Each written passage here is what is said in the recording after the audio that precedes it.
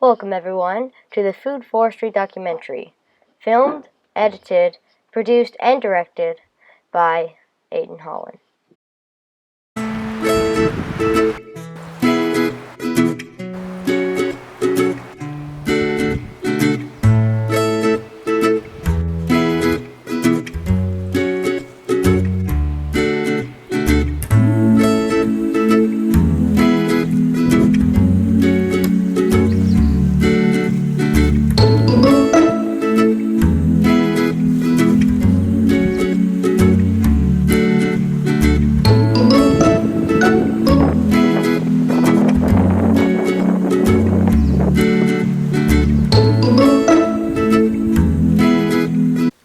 We're here to talk about food forestry. It's a big topic and it falls under the heading of restoration agriculture and restoration forestry. We have to restore our forests back to a climatic factor of happiness where they can function and they can provide us with building materials and food, and our farm systems as well. Food security, topsoil erosion are major issues, and they all tie into climate change. So here we've got, we're thinning the forests. The forests of BC are under siege of major forest fires each year. There's just too much fuel in the forest, and 100 years of now admitted forest mismanagement from our government is now brought us to this point where we have to do something. Basically in the forest you can have, if you can show Aiden the trees here, just kind of pan around. None of the canopy branches should be touching each other. So if a tree is canopy has its branches touching another tree, then that's where the forest fires get out of control. The fire gets up into the canopy and it rips through the overstory, the canopy of the forest, and it's devastating and it can't be fought. So traditionally, naturally, forest fires go through the understory. They lick up the trees, but they don't get into the canopy and run across 30, 40 feet in the air. So we're thinning this forest now so that it can have that spatial awareness that it needs. And the next question is, what do you do with all the carbon that we're removing from the forest? Well, in the last 100 years we've pushed them into big slash piles and have burned all that carbon and put that carbon into the atmosphere. Well, now using permaculture principles, forest farming principles, we want to bury that carbon. We want that carbon to get stored in the forest floor.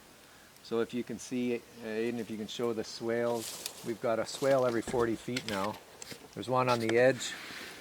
Using the edge effect in permaculture, you can't see it, but on the edge of the forest there's one. Then that one there in front of the old dozer is a swale, and there's one there.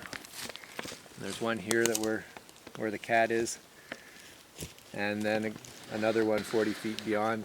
And basically we're pushing into the forest now. We're creating a green buffer zone between the homestead and the forest, so that if and when a forest fire comes, for one, it doesn't destroy the homestead. And two, now we're creating this zone edge effect in permaculture where we're going to have a food forest here. So now we can, this carbon, all these swales we've got, we'll get a drip line on them, or naturally the snow melt and the spring rains will turn those into what we call nutrient and moisture batteries. So it's going to hold moisture, it's going to hold the mycorrhizal fungi, that's going to feed the forest, it's going to feed everything that we plant here, and we can now introduce perennial fruit and nut trees, medicinal plants, whatever we want, into this edge between the homestead and the working forest, the sustainable forest, the restored forest.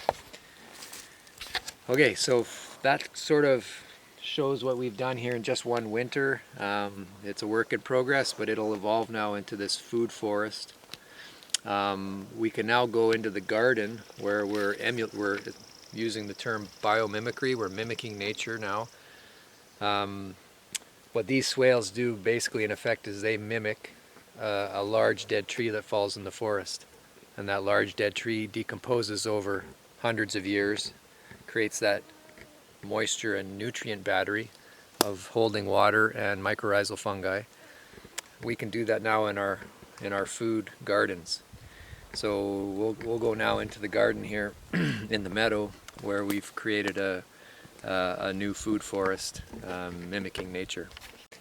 Okay, so before we head down into the forest, the food forest in our garden, I just want to show here, we were just standing over there where the homestead is and where we started to thin the forest away from the homestead in case of a forest fire, creating our zones 1 and 2 where our food forest and our swales are going to be. We have a spring up in the mountain there that we buried a water line to here, and we have a hydrant here now. And now we can get drip lines onto those swales and start hydrating those swales. We can speed up the process with this. This is going to the cabin, but we just put a junction in here so we can actually hydrate those swales faster than naturally. So that's going to help us. I just want to show here, if you look up into the forest here now, this is kind of where the edge of where we work to in the winter.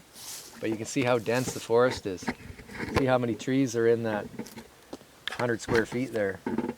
You know, not one, the canopies shouldn't be touching each other in those trees. In that, you know, there should be maybe 2 trees there where I can count right now 20. So the amount of fuel, the amount of carbon is massive there, and we've got to deal with it responsibly now. We can use it to build our homes. We can set up our sawmill, our chipping facilities for the swales and the whole community here, and deal with it and liberate the forest, free up the forest so that we can get light back into the canopy, wildlife can come back, and we're not a forest fire hazard to the province or to our communities anymore. Okay, so now we're gonna just walk down here, and you can see the 1 acre garden we fenced off here now, which is turning into a food forest, and we're in our 6th month of a year, and we'll go take a look at it now. Okay, we just came out of the forest edge there. That's where the zones 1 and 2 is, and now if you look down here into the meadow, this is our market garden, our greenhouse, and we've fenced off 1 acre. That's a 1 acre fenced exactly, and we've divided into 4 with 4 swales. And we'll go take a look at those swales and see what we're doing with the food forest.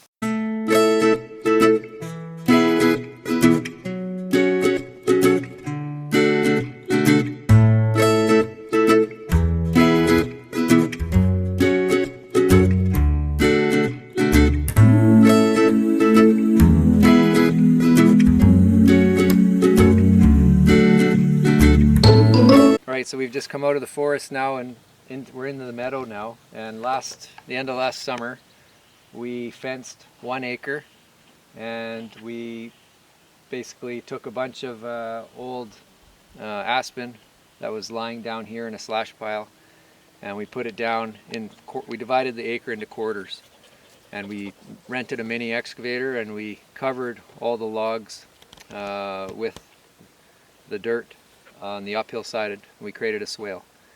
And so basically that acre is now divided into 4, and the idea of restoration agriculture, like what Mark Shepard's doing and Jeff Lawton, Sepp Holzer, they're doing different versions of it, but the whole idea is to bury carbon, not burn it. Bury carbon to store moisture and create that mycorrhizal matrix, that fungal matrix that all plants thrive on, most plants. And in that swale we'll plant a perennial, broad spectrum of all perennial fruits, nuts, and medicinal plants that grow in this zone. Okay, so swale number 1, all along the fence line here. The ditch is actually on the outside of the fence, which we found is really good, as it keeps the cows out, and it's kind of a moat, and I think it would probably deter the deer as well if we get a little higher on the fence. We'll walk down along the swale now, and we'll just show the huge amount of diverse plants we've got in this swale, and we're getting them started with the drip line, but once the drip line has got the swale soaked, those root balls of all the perennials, they'll just find their way into that moist underbelly of all that aspen wood. And if we mulch it and protect that moisture from the hot sun when it gets drought time here, we probably don't have to irrigate again. We can, and it's all getting gravity fed off the mountain, so it's a passive system we've created. But the nice thing about it is the plants aren't dependent on us for moisture now with that swale and that nutrient and moisture battery we've created with the carbon in the aspen. Okay, let's go look. So here we've got elderberry, we've got roses, we've got parsley, marigolds, sunflowers, a bunch of different flowers, heartsease, and then here we're killing the weeds with some salvage tin that we got, and we'll expand. We'll build the swale here when we get a mini excavator in at the end of the summer. But here you can see this is the old Aspen log. It's quite a big log actually, and it's already well rotted, and that moisture from the spring rain and from our drip line, this thing's just one big sponge of water. And we've got peas on top, so what you do, you create a bit of a nitrogen sink, they call it. That log's going to rob a lot of nitrogen in order for it to start decomposing.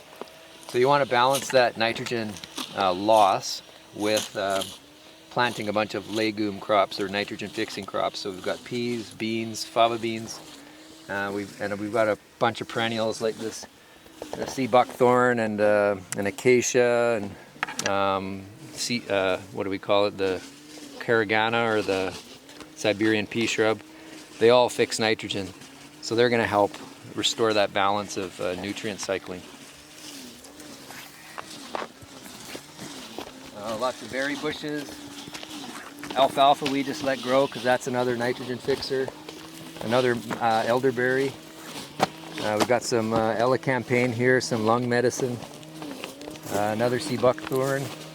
Very high antioxidant vitamin C plant. It's got a similar oil profile to fish. Another elderberry. Some annual crops. Jerusalem artichokes popping up everywhere from the last farmer who was here. More currants. Elderberry. Bee balm, good bee plant. Fava beans around the apple tree or the pear tree. This is an elm tree that I just dug out of a ditch and it just took root. Another elderberry, more currants. This is an apple tree that we dug out of a ditch in Spence's Bridge. It seems to have survived. Got some marshmallow here, good mucilage, herbal medicine. Apple or a pear. Here's the acacia that we got out of the ditch as well. This is just such a good legume. I love this plant. Bees love it, chickens love it. Yeah, more a gooseberry, another acacia. This is the caragana or the pea shrub. It's a nitrogen fixer. We've got all annuals growing along here in a little swale. This is a rose that we planted. It looks like it's gonna take. And there's some rhubarb here. Another pear or apple. And this is called a Good King Henry. It's kind of like an asparagus. That's a perennial food crop. And some more annuals, some medicinals. The fava beans are now flowering, and they're around the elderberry. And we got some, what do we call this? This is the sweetgrass, native sweetgrass. First Nations, one of their prized sacred plants. Some edelweiss. And it goes on and on. We're putting everything we can in this, and under here is again a big aspen log that is just going to feed all of this once it gets started. So that's swale number 1, and we've divided this acre into 4 swales. So Aidan, if you can just pan around. So the next swale is, what's that, 50 feet away.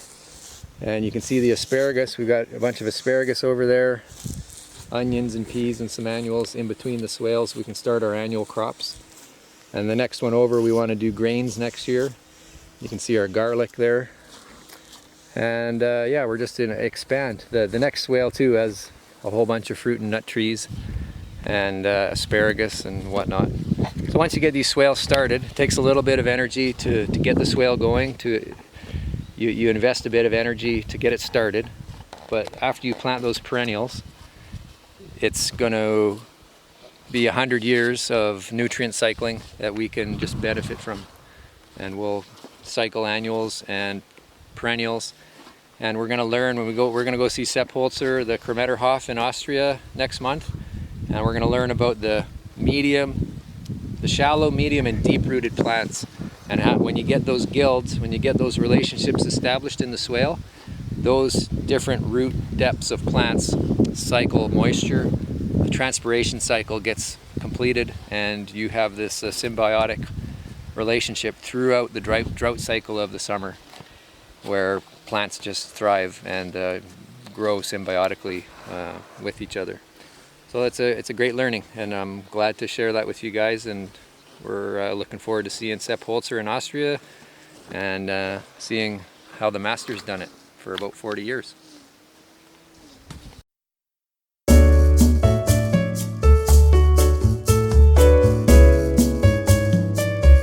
Okay, we're in swale number 3 here now. This swale isn't as well built as the first one, but you can see here in the ditch we created, we've planted potatoes, and these potatoes now have got a really big furrow from the swale to grow. So we'll just keep piling dirt on them, and we'll get a big potato harvest here hopefully at the end of the summer. And you can see in the swale here how it's not quite covered. So these potatoes are going to create a lot of dirt for us, nice dirt, and then we'll dig them out of the swale and put them on top of the aspen so we can complete the swale and we can plant into it next year like we did in swale number 1. All we've got is you can see an apple tree down there, and there's some hardy rootstock fruit trees down there and some kiwis and stuff. So this swale is getting established, but next year it'll be like swale number 1.